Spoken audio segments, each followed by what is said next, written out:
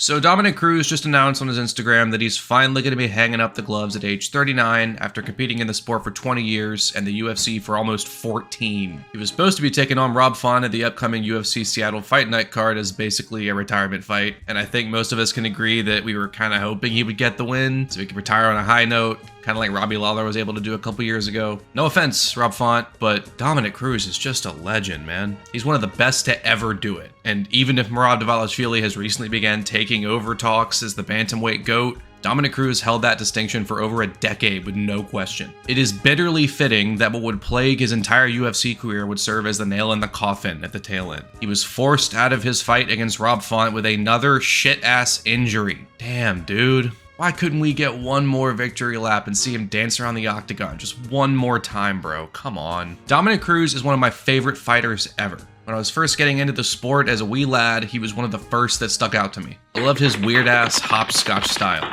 Even if his opponents started kind of figuring out his movements as he got older, and maybe part of that was age and the wear and tear that comes with it, he bounded around the octagon in such an odd fashion that it utterly befuddled people. He'd take on fighters that were known for having good striking and make them look like kind of garbage. Another thing that is notable about him is he is maybe the best trash talker to ever do it in the UFC next to Chael Sonnen. You haven't done No? So Faber wasn't relevant? No. He was your teammate? He's not.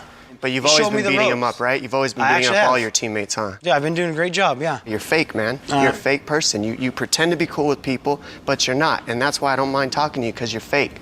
You're not real, man. You're like Mr. Nice Guy, but it's not real. Can't come soon enough, man. I'm ready to shut this guy's mouth. Ask him who the last person he beat was. Top 15. Who was the last person you beat? Frankie Saenz. You never fought Frankie Saenz. Yeah, but you went to a decision to a top 15 guy. I'm facing... You go to a decision. Don't talk to me about decisions, Listen, my man. I'm facing Don't the get me best started. in the I don't world. want to embarrass you I'm yet. facing the top 3. You are. You're facing the best in the world. Me. Uriah, No. when you say you don't want to embarrass him, what do you have? Well, the fact Overhand right and a guillotine. That's it. Watch the fight. Everybody You're at home completely watch the fight delusional about everything. That's how you get through. You don't talk Hey. about what you do wrong. You only talk about what you think you do right. Oh, let me talk about what I do Delusional. wrong. That's a great way of thinking about things. Yeah, I well, fix the that's things why I work on. No, you don't. You have excuses for the We'll things see, you're not dude. good at. You have nothing but excuses, and you're gonna have more excuses after I beat you tomorrow.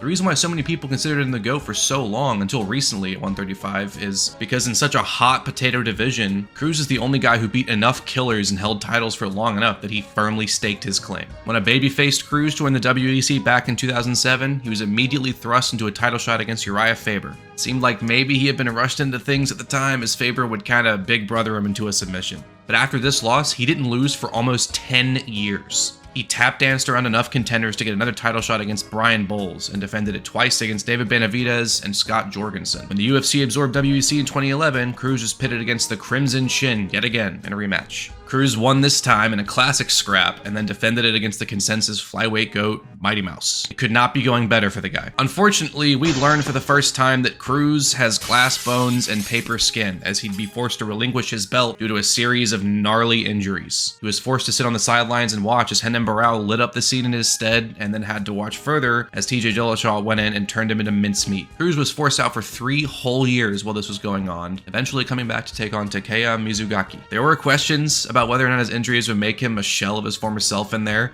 or hell, just the ring rust itself. He'd proved the naysayers wrong by obliterating his opponent a minute into the first round. Holy shit. He was never the power puncher, more like a death by 1,000 cuts type. So this was one hell of a way to return to the fold. However, the inconvenience goblin visited him yet again as he was forced out for over another year due to more injuries. Fuck's sake.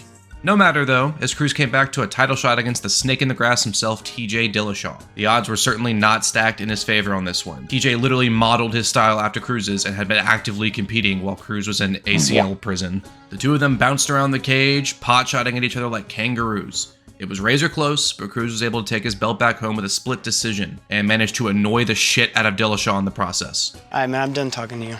You can't be done talking to me. You're right here facing me, dummy.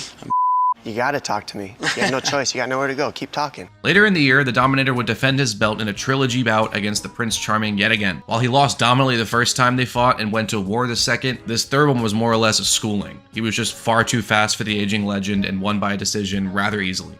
At this point, Faber's team alpha male was frothing at the mouth with hate for this annoying, bouncy motherfucker. He was like a tick on their balls. So they went away and concocted a new weapon to take him out. They brought out the test tubes and the beakers for this one and unleashed it into the wild. Cody Garbrandt burst onto the scene in January of 2015, and he proceeded to smash everyone in his path, most of his fights ending in the first round. He had wicked speed and fists made of calcified bone. He was a problem. It didn't take long for him to be matched up against Dominick Cruz in December of 2016, just shy of 2 years after his debut. And the verbal ass beating that Cruz laid on him had most thinking he had it in the bag. Yeah, as far as I'm concerned, I did you a favor and her a favor. She obviously wears the pants in the relationship, or else she wouldn't be having to defend you. So keep your fling on a string, keep her mouth shut, because this is big boy business. I'll come across there right now, dude. You're a room away.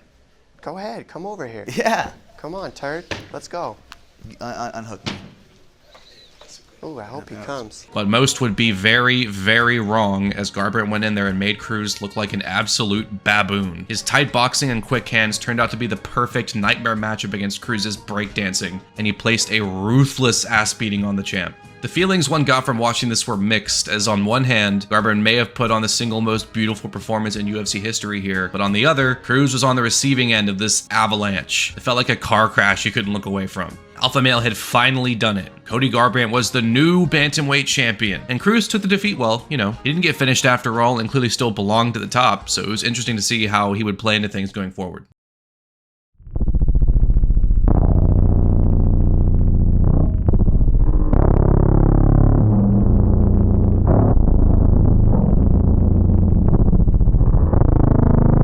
So yeah, I'm gonna give you a guess as to what happened next. Yes, that's right, Cruz's body failed him yet again. God damn it. Cruz would be forced into injury-induced exile for another 3.5 years. In his absence, Garbrandt's reign was short-lived as he gets starched by Dillashaw and then starched again. Dillashaw would then drop down to flyweight and try his hand at a sort of backwards double champ fight against the newly crowned Henry Cejudo. TJ had maybe the worst weight cut we've ever seen trying to get down there, turning into the Crypt Keeper in the process. He was able to make the weight, however, and locked horns with Cejudo. In somewhat of an anti-climax, Cejudo caught Dillashaw 30 seconds in, securing the knockout. It was a bit of an early stoppage, but it was clear that the brutal cut was the reason why he couldn't take that punch that well. It would then later come out that Dillashaw failed a drug test for performance enhancers, which he owned up to and claimed that he only took so he could cut down to 125 without killing himself. He was stripped of his title, and Cejudo took this opportunity to go up for his own double champ glory against the then boogeyman of the division, Marlon Moraes. Cejudo would get the finish and become the new bantamweight champion in his own right. Cruz had sat on the sidelines long enough and was ready to compete. Came back in May of 2020 to take on the King of Cringe. They had a decent back and forth, but it was pretty evident that the ring rust was a bit of an issue. Cruz just couldn't really do anything to Cejudo and was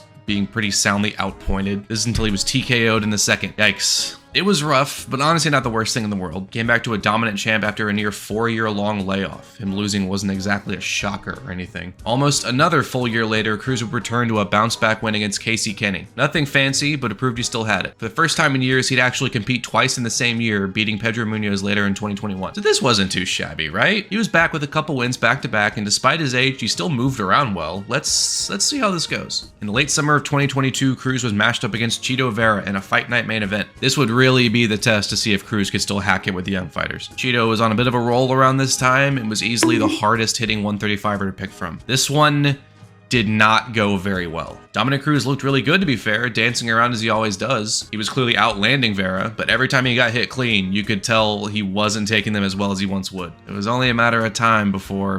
He's out of Cruz is down after a huge shot! Fuck.